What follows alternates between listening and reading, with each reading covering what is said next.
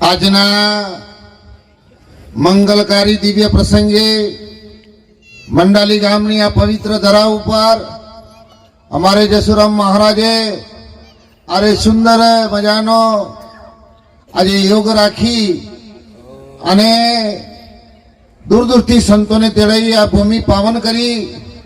લાખ વાર એમને ધન્યવાદ. એમના પરિવારને ધન મળ્યું મોજ મળું કહું કરમની કહાણી.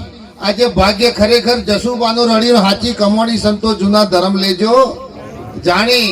ધન્યવાદ છે ખરેખર પરમાત્મા.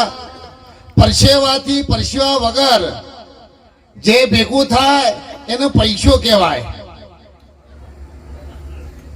પરસેવાથી જે ભેગું થાય એને લક્ષ્મી કહેવાય અને પરસેવામાં જે વપરાય એને મહાલક્ષ્મી કહેવાય. મહારાજ એ મહાલક્ષ્મીનો આજે જે એમને સદુપયોગ કર્યો છે. ધન્યવાદ છે ખરેખર સાહેબને. આ દુનિયામાં જન્મ ધરી ટુકડા કરનાર મેં અનેક જોયા છે. આ દુનિયામાં જન્મ ધરી ટુકડા કરનાર મેં અનેક જોયા છે, પણ થયેલા ટુકડાને જોડનાર તો આવા કોઈ સંત વિરલા જોયા છે.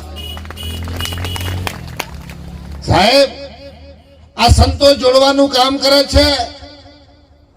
હવે આપણું શું તૂટ્યું છે? જન્મો જન્મથી આપણું મન ભટક્યું છે, ઘરથી વિખૂટું પડી ગયું છે અને અસલ ઘરમાં લાવવા માટે રાત દિવસ આવા સંતો જે આપણને સાચા માર્ગે લઈ જવા માટે, આ જીવનો ઉદ્ધાર કરવા માટે, જે આપણને સાચો રાહ બતાવવા માટે પોતાના જીવન સંત બડે પરમારતી શીતલ વાકા અંગ તપત બુજાવે ઓર કા દે દે અપના રંગ.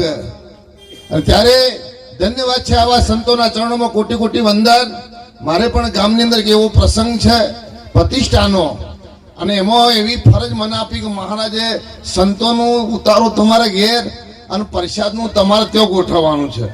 એટલે હું અહીં આવ્યો એટલે એમને એવું લાગે કે ભાઈ આ તો મહારાજ બોનું કાઢીને સટકી ગયા. તો મહારાજ પાછું સંસાર બધી બાજુ પાઘડી પહેરાવ. એના કરતો આપણે હાજર રહી અને માથા તાજ ચડી લેવો હું ખોટો. અને બીજું કે તમે જો આ સંતોની કેટલી કૃપા છે.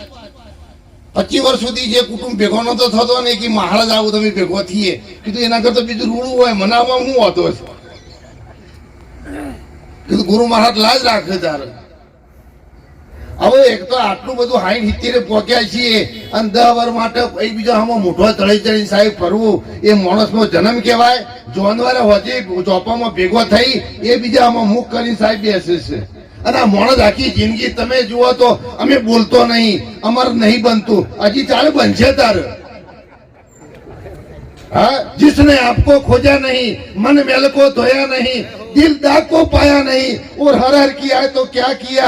जिन्हें जीते माँ बाप को धोखा दिया और हाड़ गंगा जी में पधराया तो क्या हुआ. साहेब माणस तो जन्म મળ્યા પછી મા બાપનું ઋણ ન ચૂકવાય, આવા સંતોનું ઋણ ન ચૂકવાય. જો સદગુરુ ઋણ ન ચૂકવાય તો સમજો કે આપણા કરતો સાહેબ પશુ ઘડતો મનુષ્ય ઘડ્યો, ફૂલ્યો સિંહ ને પૂછ, તુલસી હરી ભજની ના દીક દાઢી ને દીક મૂછ. મૂછ મળી તોય હું અને ના મળી તોય હું. સાહેબ અને આપણા કરતો જાનવરો હારો કે જે પોતાના નિયમ અનુસાર પોતાના ધર્મનું પાલન કરે છે. સાહેબ પણ માણસ એનાથી વિખોટો પડ્યો છે.